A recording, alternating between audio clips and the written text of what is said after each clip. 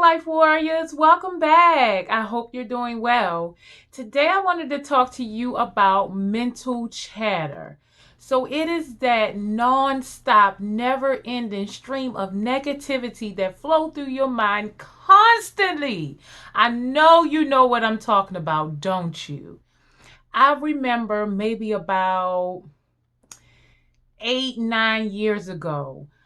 My mind was ridiculous. Literally, it was just one negative thought after another. It just dug me into a deeper and deeper hole. Not just a hole, more like a pit with spikes in it. It was just gruesome. And I was just not kind to myself. I would always think worst case scenario on even the smallest problem. I would think worst case scenario. And then from there, it would just get worse. I would think deeper and longer and harder about all the horrible things that could possibly happen, even though they never did. My mind was never quiet. I never had clarity. It was starting to become depressive. Like, I wake up in the morning and the very first thought is negative. To the time I go to sleep, the thought is just unbearable. So I had to go and seek help to get the answers to train my mind, because I knew that it just couldn't be healthy. All this mental chatter that was going on. I couldn't see myself clearly. I couldn't see the world clearly, the people around me, the circumstances, the challenges. I couldn't see anything clearly. So I had to find a way to challenge myself to filter my thoughts, or at least start gaining control over them. So I learned a few techniques. One was catastrophizing, which is just the worst case scenario in any given situation. Also, fortune telling, which is trying to predict the outcome of any circumstance.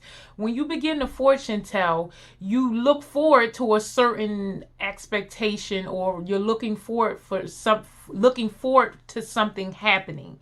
And when it doesn't happen, or something doesn't meet your expectation, then you're disappointed. So both catastrophizing, which is finding the worst in any given situation, the worst case scenario in any given situation, and fortune telling, which is you thinking or trying to predict what will happen, is just so bad for your mental health. It's so bad for your brain, because there's so many possibilities. Sometimes the smallest possibility is something that is more likely to happen, but your mind is not necessarily considering it. And if something big was to happen, sometimes it didn't even cross your mind. So it's no way that our brain can prepare for any given circumstances. The only thing it can do is use its power to name or to imagine what can possibly happen to you. The bad side of this is not really bad, because it is your biological programming. It saved human beings from living off the land to thrive in these beautiful societies. If we didn't think negative, if we didn't guess what could possibly happen, if we didn't prepare for the future, we wouldn't be here now.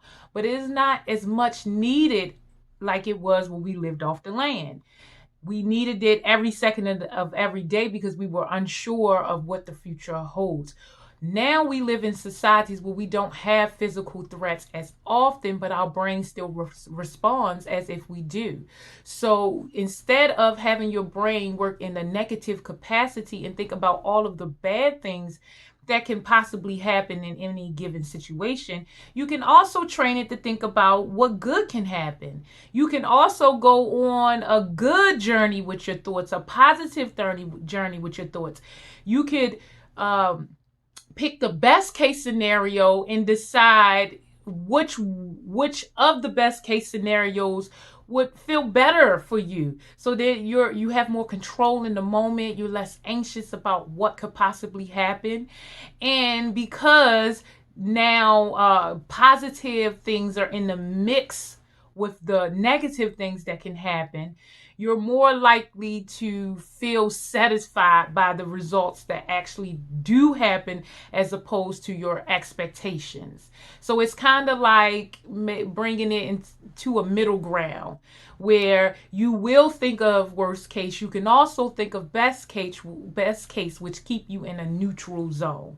So again, I understand mental chatter. I know how deafening it can be. It can be responsible for little to no movement, for fear, for self-sabotage. Mental chatter is just one of those things that if you don't control it, it will control you. But there's news, there's hope. You can control mental chatter like I did. Now I wake up in the morning with a clear mind, and any given time throughout the day, I can sit here and my mind is clear. I don't have a whole bunch of mental chatter. I don't have a lot of negative thoughts. I have so much control over my mind right now that when I do think a negative thought, which will always happen, it's just no way that you cannot think negative with the mammal brain that you have. But you can control it enough that when you do think negative, you can change your mind. So I have negative thoughts throughout the day, but instead of one negative thought leading to another, I can catch it in the first negative thought and change my mind, change it to a positive thought to control the mental chatter. The way I did this was through several techniques. The very first one was prayer, having belief in something bigger than you. If you think only you are in charge of everything that is and isn't happening to you, you will feel out of control. You will feel the weight of the world on you. If you can believe in something bigger than yourself, then you can give the weight of the world over to that power. And all you do each morning is pray for guidance, that may your steps, your words, your actions be directed. So that is one of the first things you could do. The second thing you can do is meditation. Learn to go somewhere in a quiet place and work on controlling your mind, working on making your mind quiet.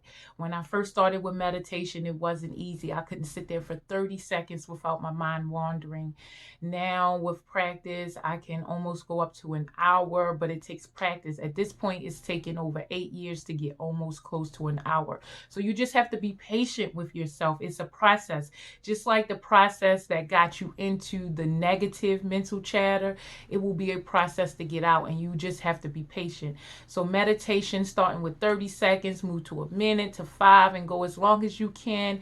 You can add mantras in it, a focal point. Your goal in meditation is just to be, not to grab on to any thoughts, not to think about anything. You can focus on your breathing and just be.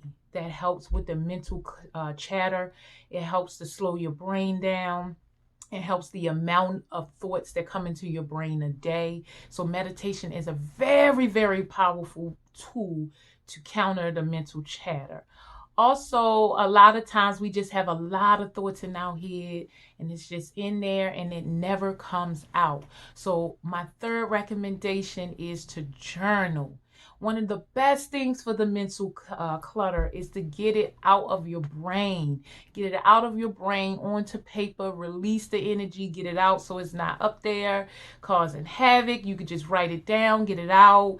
And it's kind of a form of therapy, journaling is. So just taking the time to write out your feelings, your emotions, your beliefs, where your mental space is for the day, will actually work wonders and help to change your mood. And the best thing about journaling is you can come back anytime, a week from today, a month, a year, and you can see how much you have grown. It's like a documentation timeline of the new you're becoming. So journaling is a very, very, very positive way to help with clarity, mental clutter, to increase your mood. And between prayer, meditation, and journaling, these are very, very good ways to control the mental clutter, at least to get it to neutral. And from there, you could begin to add some positive thoughts into your brain. You can add some positive actions. The more conscious you are, mindful in the moment, the more you're able to stop the negative thoughts, the negative chatter, and to redirect it to something that's more positive for you, that will help you towards your daily goals. So I hope this helps, work life warriors. I hope that you are now ready to challenge your mental clutter and take the tools that I have given you to have a peace of mind, to have some clarity. I hope this helps. Have a great day.